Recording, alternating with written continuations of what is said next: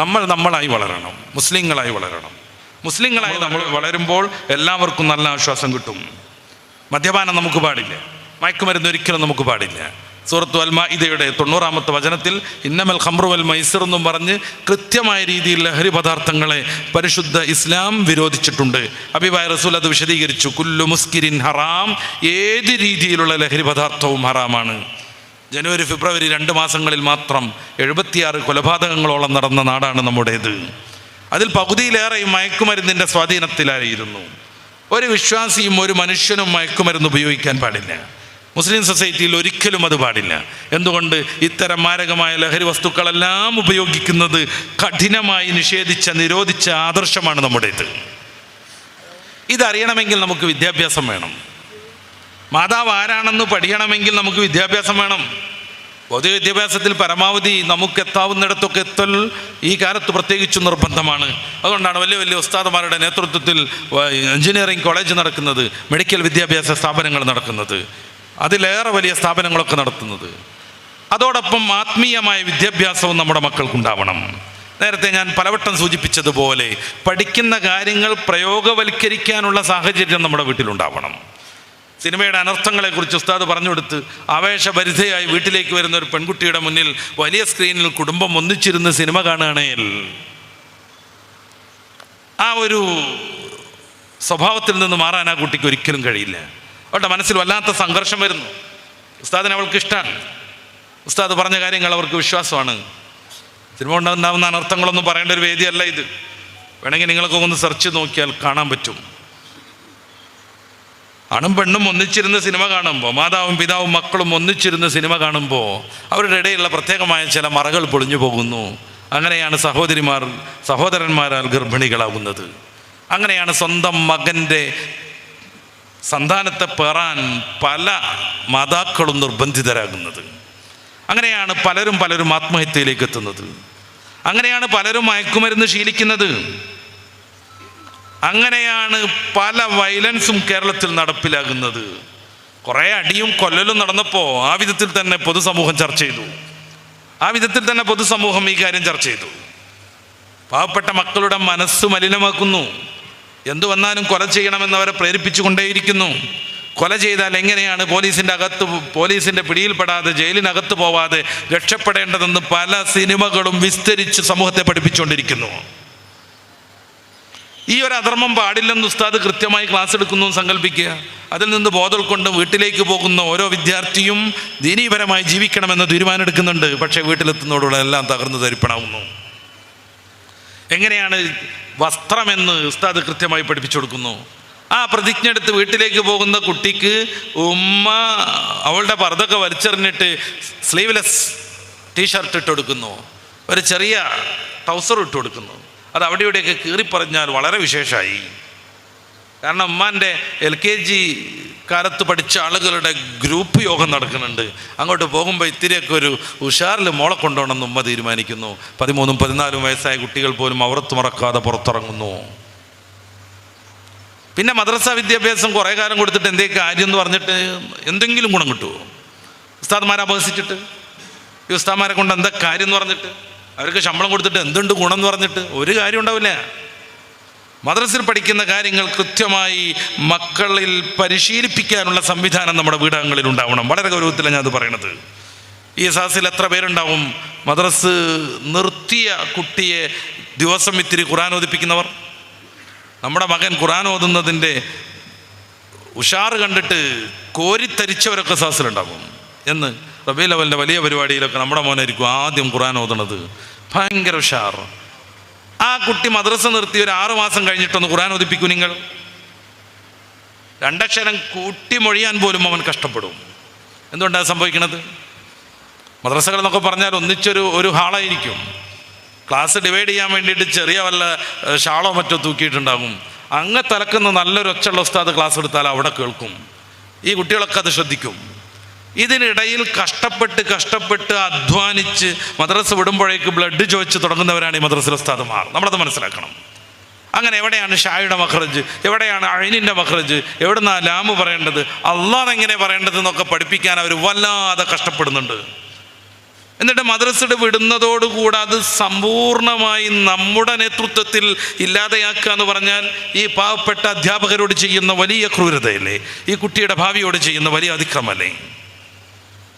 നമ്മുടെ മകൻ, നമ്മുടെ മകൾ ഖുർആൻ ഓതി വളരണമെന്ന് നമ്മൾ ആഗ്രഹിക്കണ്ടേ? ചെറിയ കുട്ടിയാകുമ്പോൾ അവൻ നന്നായിട്ട് ഖുർആൻ ഓതുന്നുണ്ട് മദ്രസയിൽ നിന്ന്. 5ാം ക്ലാസ് കഴിഞ്ഞു, 6ാം ക്ലാസ് കഴിഞ്ഞു, ഇനി എന്നോ SSLC വരാനുണ്ട് എന്നും പറഞ്ഞിട്ട് നമ്മൾ മദ്രസൊക്കെ നിർത്തി. പിന്നെ ഖുർആൻ ആ കുട്ടി തൊടുന്നില്ല. അല്ലെങ്കിൽ തന്നെ മദ്രസയിലുള്ള പഠനം എത്രമാത്രം ഉണ്ടാവും? കുട്ടി ബാഗ് കൊണ്ടുവന്നിട്ട് എങ്ങോട്ടോ വലിച്ചെറിയും. പിറ്റേ ദിവസം പോകുമ്പോൾ ബാഗ് തെരഞ്ഞെടുക്കുകയാണ്, ഉമ്മ എൻ്റെ ബാഗ് ഉണ്ടോ എന്ന് ചോദിച്ചിട്ട്. സാധാരണഗതിയിൽ ഖുർആൻ ഓതിപ്പിക്കലുണ്ടായിരുന്നു, പഠിച്ചതോത്തുണ്ടായിരുന്നു. അതിലൊന്നും ആർക്കും താല്പര്യമില്ല. ഉമ്മാൻ്റെ ഫോൺ തോണ്ടിക്കളിക്കായിരിക്കും, വാപ്പാൻ്റെ ഫോണിലും. ഓരോരുത്തരുടേതായ ലോകത്ത് അങ്ങനെ ജീവിച്ചുകൊണ്ടിരിക്കുന്നു. ഇതിനിടയിൽ കുട്ടിയുടെ വിദ്യാഭ്യാസത്തിന് ആർക്ക് താല്പര്യം? പന്ത് കളിക്കാൻ വിടുന്നില്ലേ? SSLC കാലത്തല്ലേ കേരളത്തിൽ നമ്മുടെ മലപ്പുറം ജില്ലയിൽ പലയിടങ്ങളിൽ 7സും 11സും ഫുട്ബോൾ ടൂർണമെൻറ്റുകൾ നടന്നത്? എവിടെയെങ്കിലും ആൾ കുറവുണ്ടായിരുന്നോ? ഏതെങ്കിലും ഗാലറിയിൽ ആളില്ലാതെ വന്നിരുന്നോ?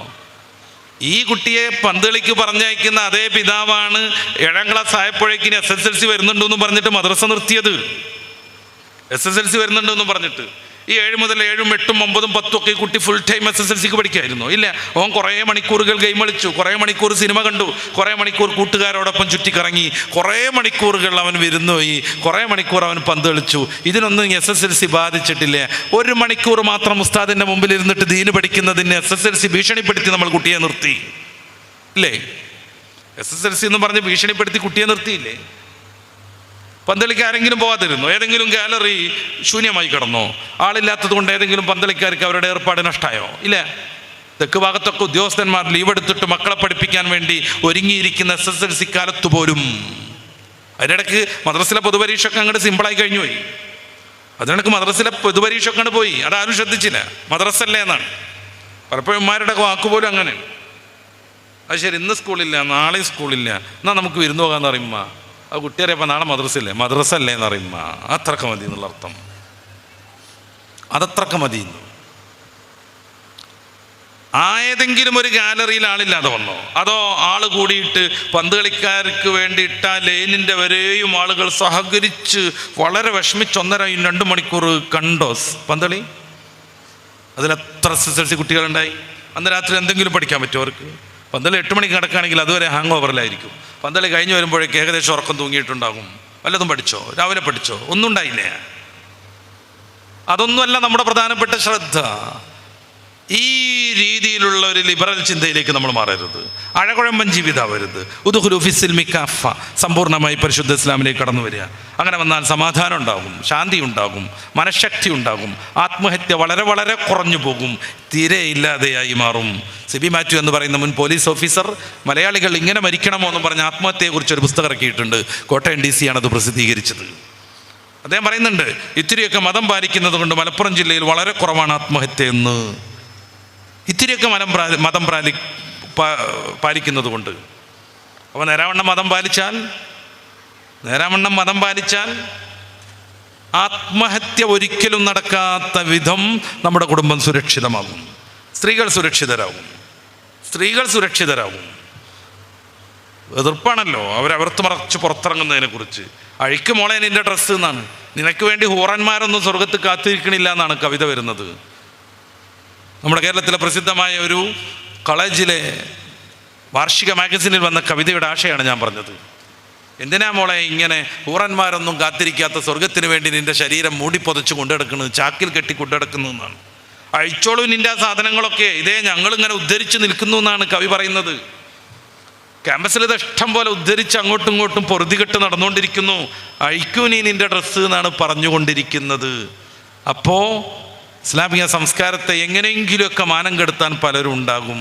നമ്മൾ ആലോചിച്ച് നോക്കുക, ലോകത്തെ ഏറ്റവും സുരക്ഷിതയായി സ്ത്രീ ജീവിക്കുന്നത് എവിടെയാണ്? ലിബറലിസത്തിൻ്റെ ഈറ്റില്ലവും പേറ്റില്ലവുമാവുന്ന ഫ്രാൻസിലാണോ?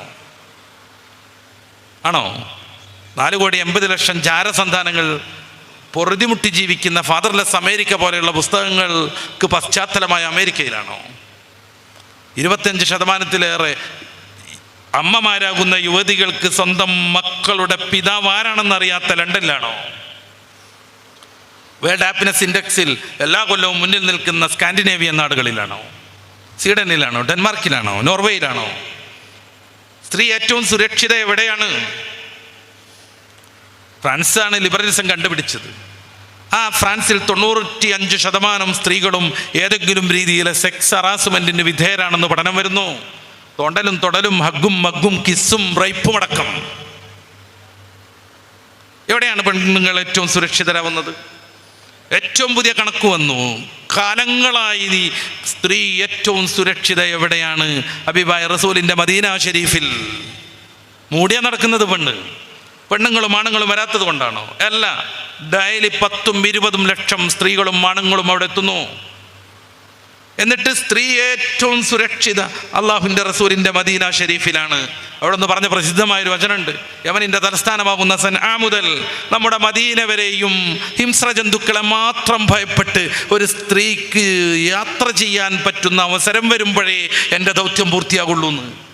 യമനിൻ്റെ തലസ്ഥാനമാകുന്ന സൻആ, അവിടെ മുതൽ മദീന വരെയും ഒരു സ്ത്രീക്ക് ഹിംസ്ര ജന്തുക്കളെ മാത്രം ഭയന്ന്, ചെന്നായി വരുമോ നോക്കണം, പേപ്പട്ടി വരുമോ നോക്കണം, ഒരു മനുഷ്യനെയും ഭയക്കാതെ സുരക്ഷിതയായി യാത്ര ചെയ്യാൻ പറ്റുന്ന സാഹചര്യം വരുമ്പോഴേ എൻ്റെ വിപ്ലവം പൂർണ്ണമാവുള്ളൂ എന്ന് പ്രഖ്യാപിച്ച മുത്തറസൂൽ സല്ലല്ലാഹു അലൈഹി വസല്ലമ തങ്ങളുടെ ഷറഫാക്കപ്പെട്ട മദീനയാണ് കാലങ്ങളായി സ്ത്രീക്ക് ലോകാടിസ്ഥാനത്തിൽ ഏറ്റവും സുരക്ഷയുള്ള നാട്. ഇതറിയാതെ പോകരുത്, സ്ത്രീകൾ അറിയാതെ പോകരുത് ഇത്. അപ്പോൾ ഇസ്ലാമിക സംസ്കാരങ്ങൾ നിലനിൽക്കണമെങ്കിൽ അതുവഴി ലോകത്തിന് ശാന്തിയും സമാധാനവും, കേരളത്തിൽ ഇതുവരെയും നമ്മൾ പാലിച്ചു വന്ന സൗഹാർദ്ദവും നിലനിൽക്കണമെങ്കിൽ മദ്രസകൾ സജീവമാകണം, ദീനീ സംരംഭങ്ങൾ സജീവമാകണം. നമ്മുടെ മക്കൾ പഠിക്കുന്ന വിദ്യാഭ്യാസം പ്രയോഗവൽക്കരിക്കാൻ പറ്റും വിധത്തിലേക്ക് നമ്മുടെ വീടകവും പശ്ചാത്തലവും മാറുകയും വേണം.